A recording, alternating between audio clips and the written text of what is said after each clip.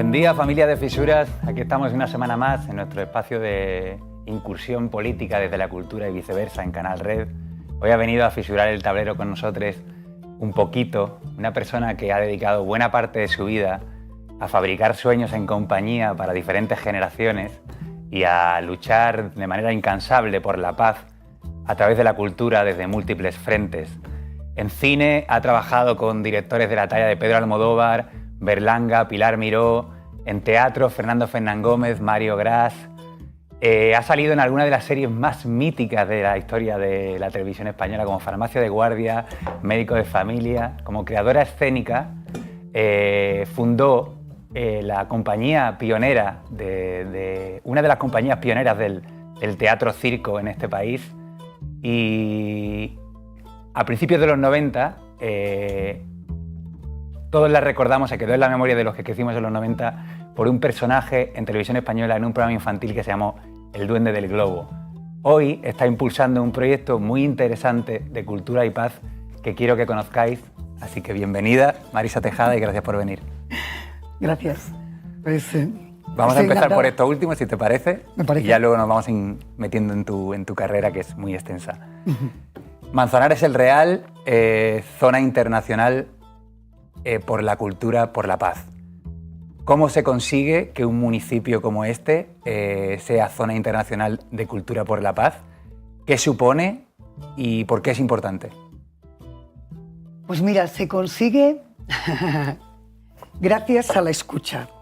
A la escucha de una concejala de Bienestar Social que se encuentra con un vecino de Manzanares que tiene ese proyecto. Es una persona que está esta concejala, Patricia Ibáñez, es una mujer que está muy en contacto con todos los vecinos. La verdad es que casi todas las concejalas y la alcaldesa de Manzanares el Real, porque hay muchas mujeres ahí, también hay un par de hombres, pero hay mayoría de mujeres, están muy en contacto con los vecinos, cosa que se agradece y que creo que es interesantísimo como a subrayar.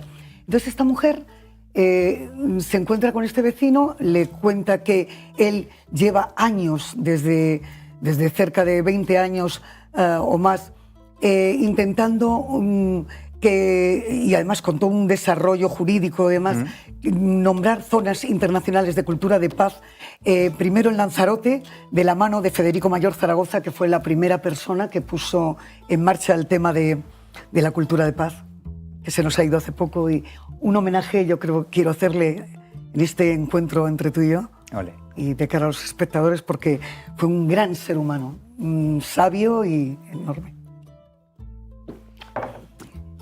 Que además tuvo muchísima importancia.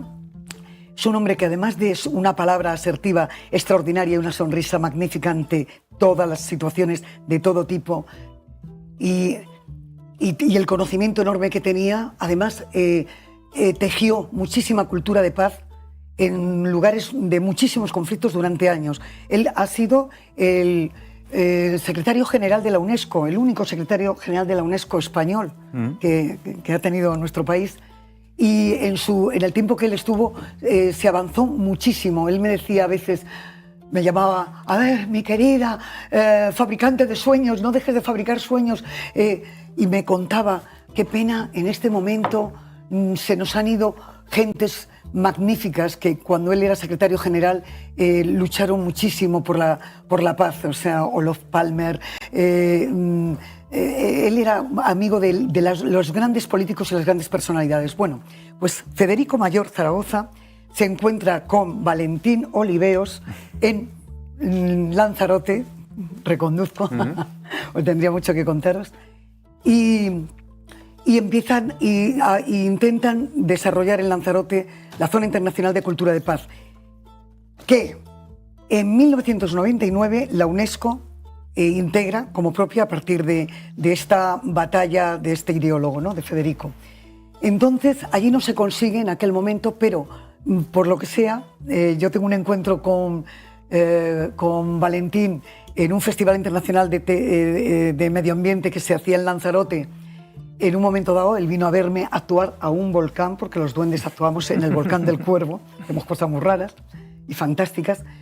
Y entonces, cuando nos reencontramos en Madrid, él viene a mi pueblo, a Manzanares el Real, se enamora del pueblo y al poco tiempo se queda a vivir por aquí, luego se vuelve a marchar, vuelve de nuevo y ahora, hace como un año, vuelve a vivir concretamente en mi casa, que es un templo que da a la Peña Sacra, Manzanares. Tenemos el río Manzanares ahí de paso.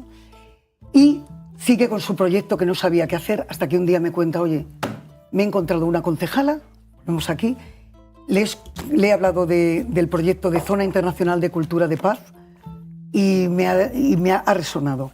Esta concejala se lo cuenta al resto de las concejalas y a la alcaldesa de Manzanares, y entonces todas empiezan a resonar con el tema, con lo cual se convoca una especie de un consejo de vecinos.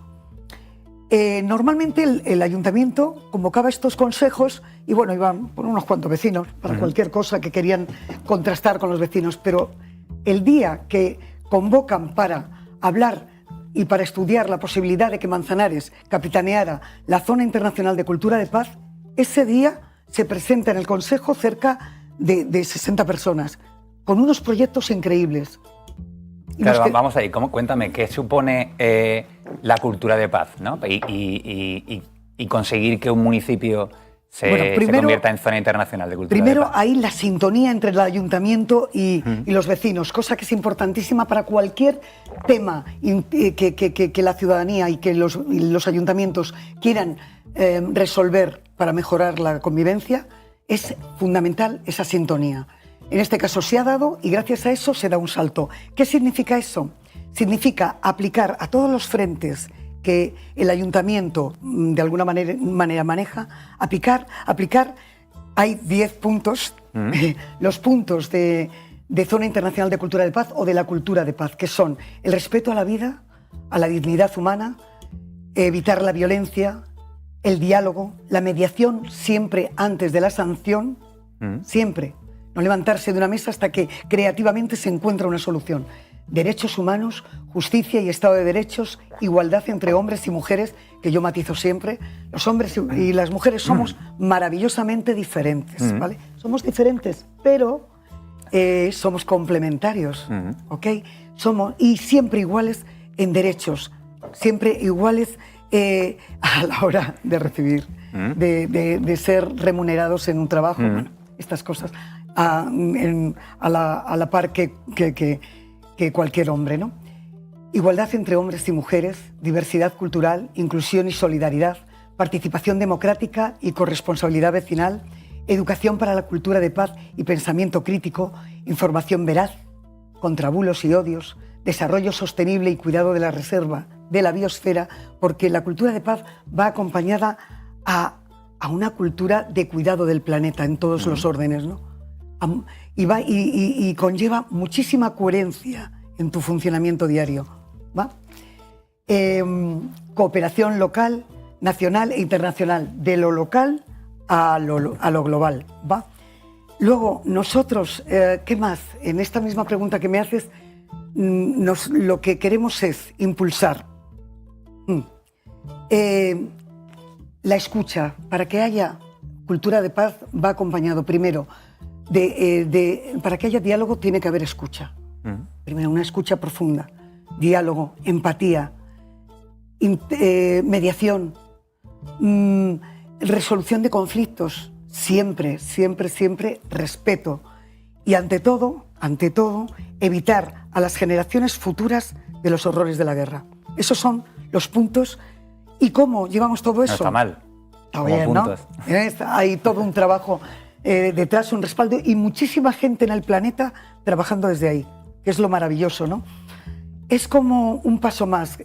Cuando se habla de paz, la palabra paz, yo llegó un momento, llevaba muchos años trabajando por la paz, hasta que un día me di cuenta, la palabra paz está hueca si no va acompañada de cultura de paz. ¿Vale? La cultura de paz es lo que da consistencia.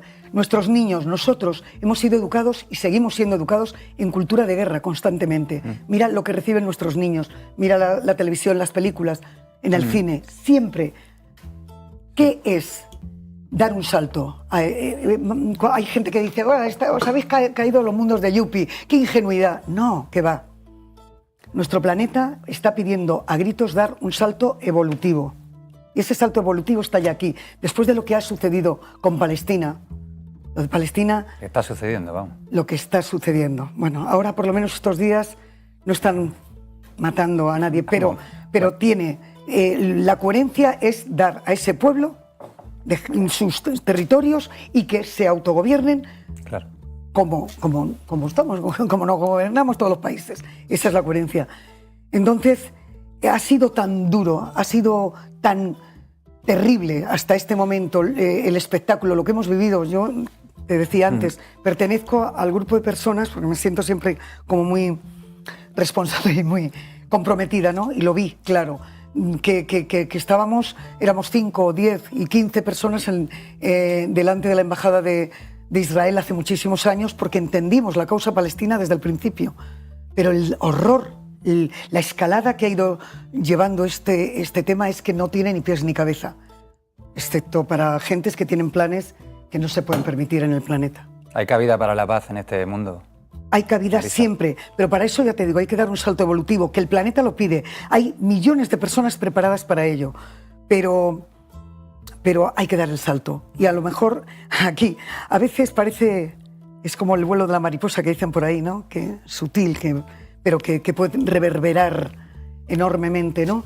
Empezamos ahora con Zona Internacional de Cultura de Paz. ¿Qué es Zona Internacional de Cultura de Paz? Que es de las primeras en el mundo, casi. Es de las primeras veces que ha ocurrido en el mundo, ¿no? Sí, llevamos hablando de ello desde hace muchísimo tiempo. Federico era algo que apoyaba como fuera. Hemos cogido su bandera.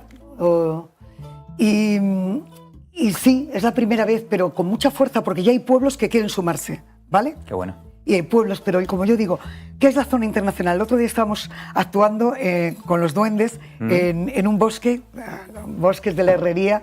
La Sierra de Madrid es increíble, profunda, y yo decía, los bosques son zona internacional de paz. ¿Dónde nace la zona internacional de paz? Puede nacer en tu corazón, puede nacer en tu habitación, puede nacer en tu familia, en tu edificio, en tu vecindad, en tu pueblo, en tu barrio, en tu ciudad, en el mundo mundial. Mira, ya que has mencionado duendes, también yo quiero hablar también un poco de tu carrera, de tu recorrido, y que realmente siempre ha estado muy relacionada con la cultura de paz, también, ¿no? Tú empezaste muy jovencita en el cine, en el teatro, también en la música, hiciste tu incursión con tu banda Peter Punk, y sin embargo hay un momento en tu vida que de alguna manera aparece un personaje que creo que lo cambia todo, ¿no? Es ese momento en el que empiezas en el programa de televisión infantil El Duende del Globo. ¿Qué supuso este personaje y cómo consigues colarlo en televisión española? ¿Cómo sucedió esto? Fue muy sencillo. Yo confío mucho en la vida, porque la vida me lleva. No ha sido fácil, ¿no? Porque he tenido un proceso durísimo al que le doy las gracias en este momento, porque gracias a eso pues estoy donde estoy. Pero aquello fue... Yo me había roto.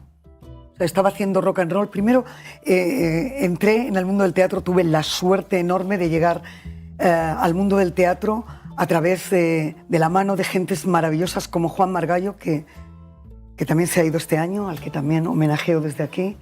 Juan Margallo, Petra Martínez, Luis Matilla, gentes muy sabias. Es que yo he tenido la suerte me fui de casa a los 15 años y caí en ese mundo. Como mi pasión era el teatro, pues de pronto me encuentro con estos seres extraordinarios que fueron mis maestros, ¿no?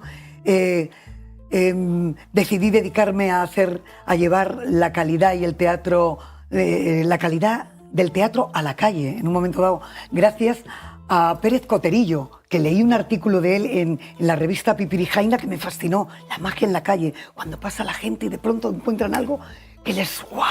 Bueno, pues yo decidí que quería hacer ese ¡guau!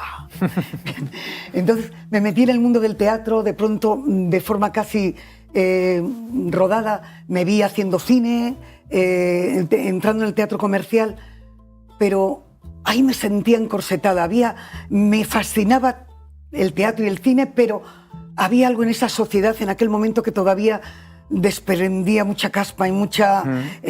había una cierta maldad para poder acceder a ciertos personajes que estabas en terna, pues los representantes te ponían verde para poder meter a su gente. Entonces yo, que siempre he sido bastante sensible porque vengo, ya te digo, de una infancia muy heavy, muy dura, tuve que superar muchas cosas. Entonces como que hubo un momento que me vi que no quería estar ahí. Pero bueno, la vida, entonces me iba escapando de los sitios. Por ejemplo, me escapé una temporada del teatro y me metí en el rock and roll porque el rock and roll me permitía romper moldes y hacer lo que quería, salir del bombo de una batería, meterme en bolsas negras con una cadena y una bola de preso y romper y aparecer con un traje de tul rojo y romper y ser una fiera con poemas de Cavafis y... Jugué.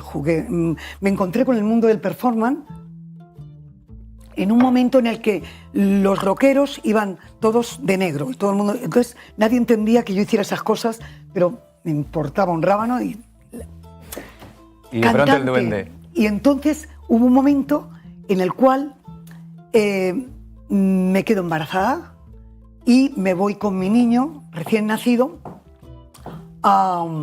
me voy a Tablada, que era donde yo ensayaba, y el ruido de Tablada, de todos los grupos, era ensordecedor. Y de pronto ese día no ensayé, me cogí a mi crío y me volví y dije, tengo que inventar algo. Paralelamente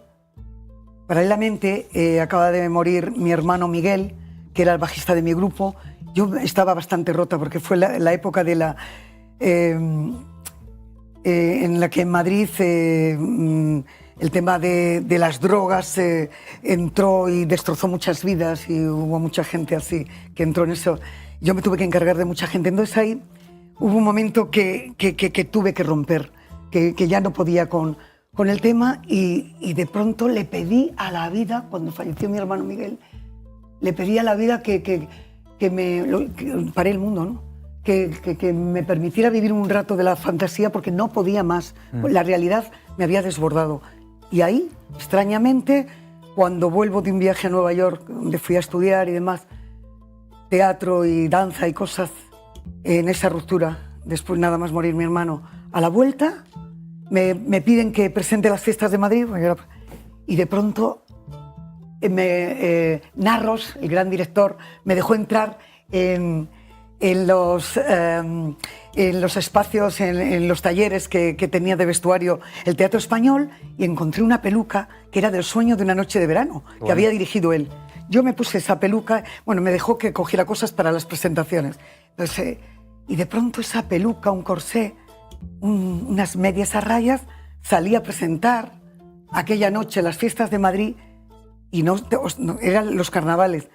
Y de pronto ese duende fue ponerme la peluca, empezó a saltar, se subía a los bafles, se llamaba Noche Pinochet y le iba creciendo la nariz según mentía y pasó algo. Y entonces digo, wow, nació para mayores. Sí, ¿no? ¿Vale? Sí. Ahí pasó algo, la peluca tenía magia, se me coló el duende a través de la... no sé. Y hasta hoy se ha quedado. Y entonces de ahí, poco tiempo después, bueno, yo seguí haciendo rock and roll, pero ya de otra manera...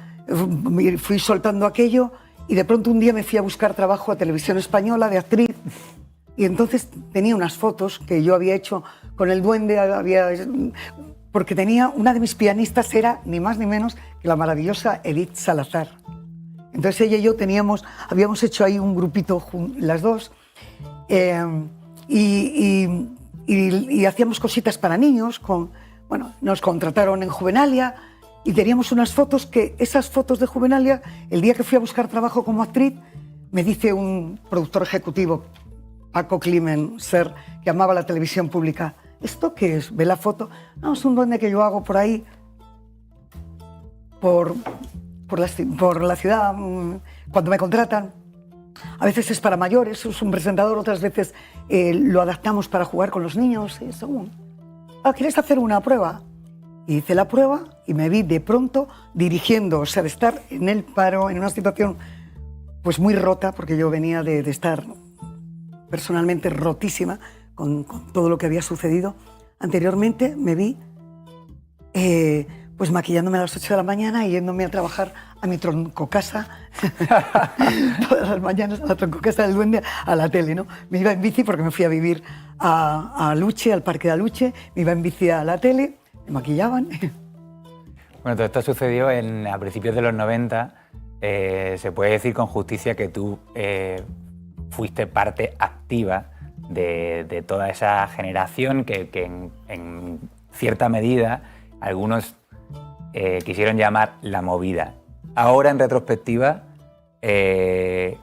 ¿cómo analizas ese significante tan controversial y que a veces genera mucha discrepancia?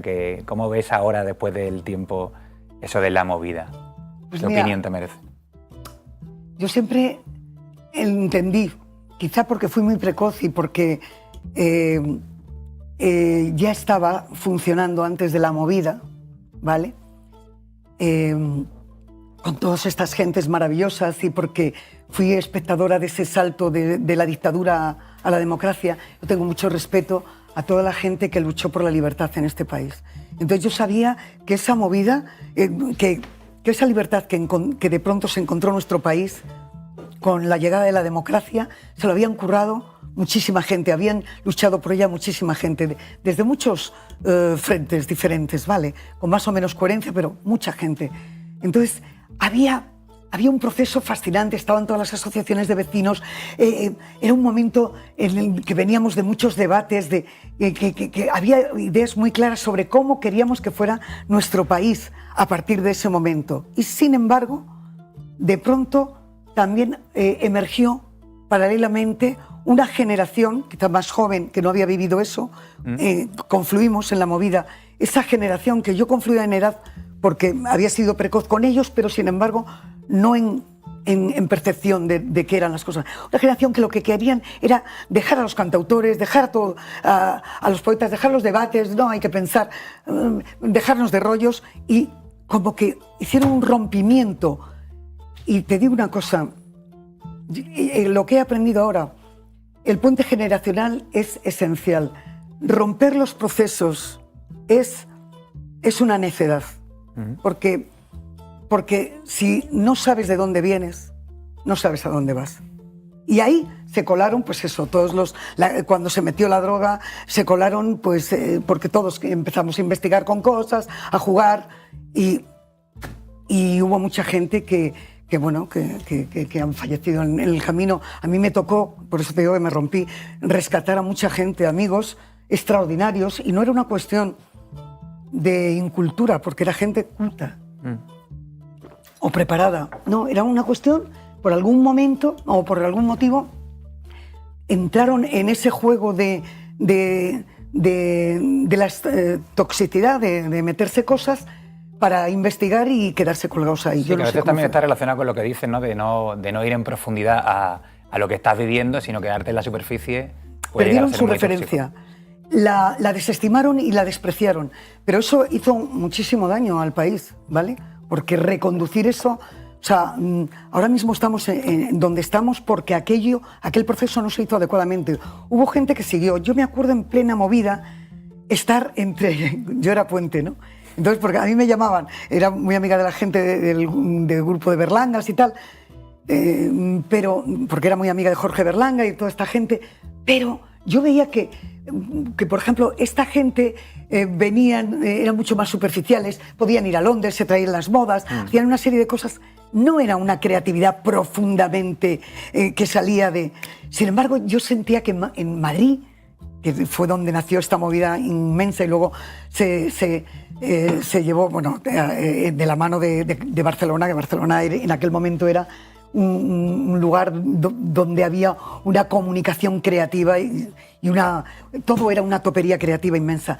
La moda se inventaba en las calles. Cada noche las chicas y los chicos salían vestidos, pintados de una manera, o sea, era una creatividad enorme la que había y unas ganas de libertad, pero ya te digo, paralelamente había gente haciendo teatro, porque para mí la gran movida, si hubiera habido coherencia, se sustentó y además la propició de cara técnicamente el teatro independiente.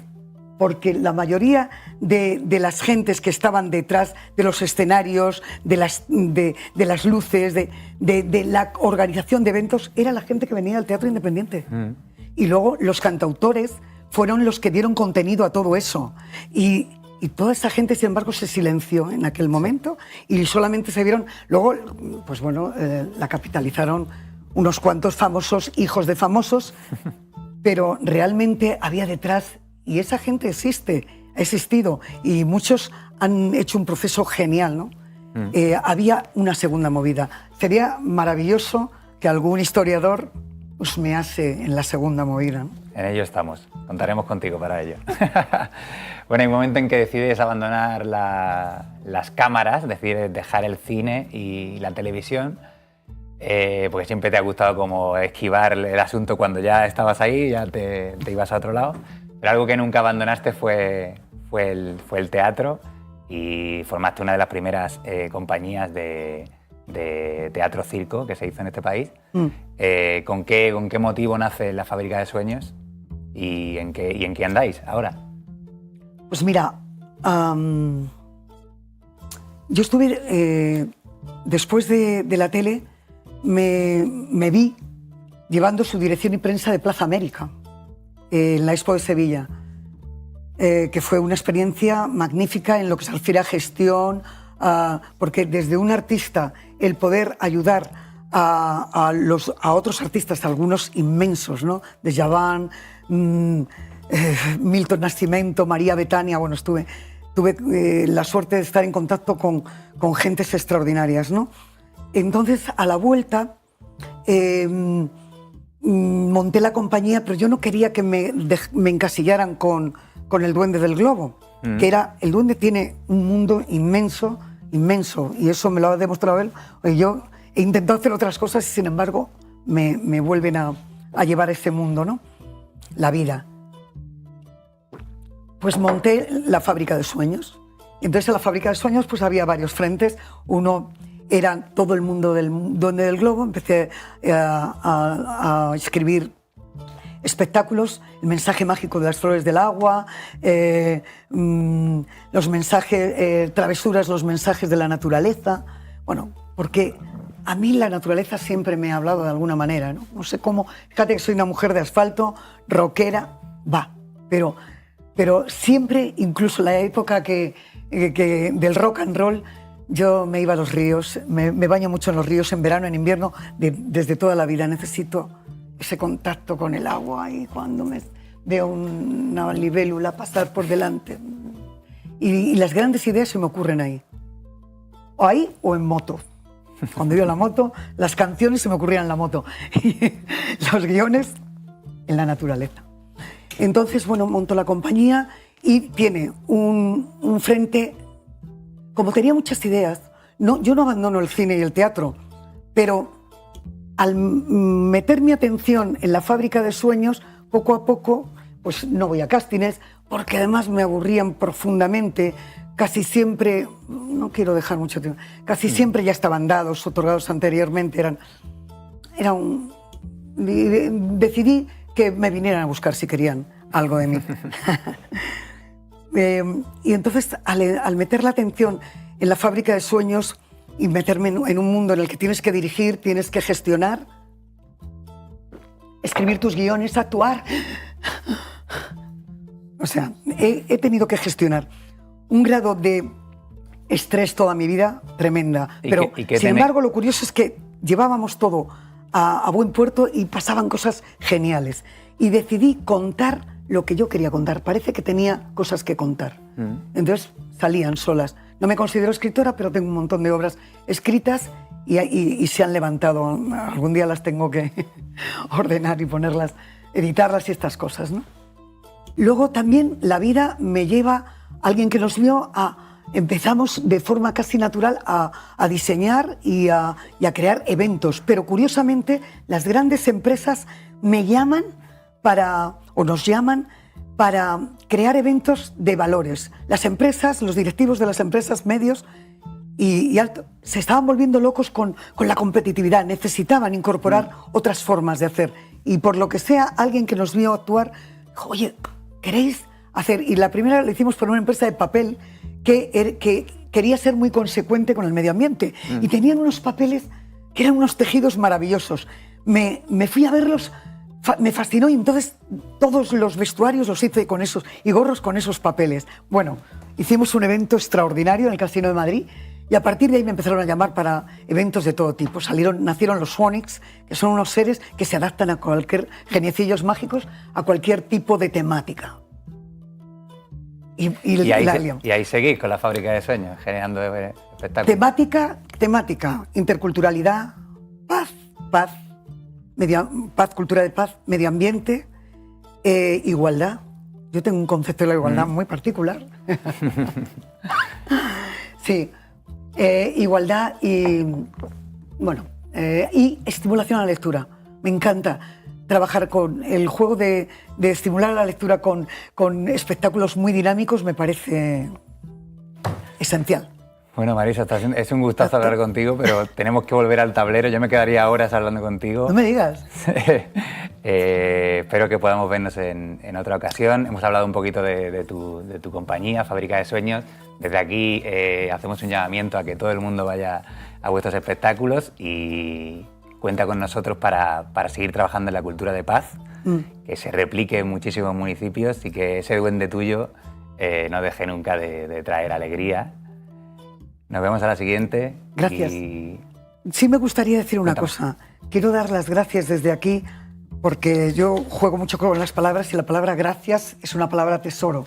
Quiero dar las gracias a todos los compañeros de la Fábrica de Sueños que desde el principio nos han acompañado, porque a los trapecistas extraordinarios que tenemos en esta ciudad, y a las y los trapecistas, a todo esa fusión entre el circo y el teatro que da mucho dinamismo y que subraya la temática de cualquier cosa que quieres hacer, ¿no?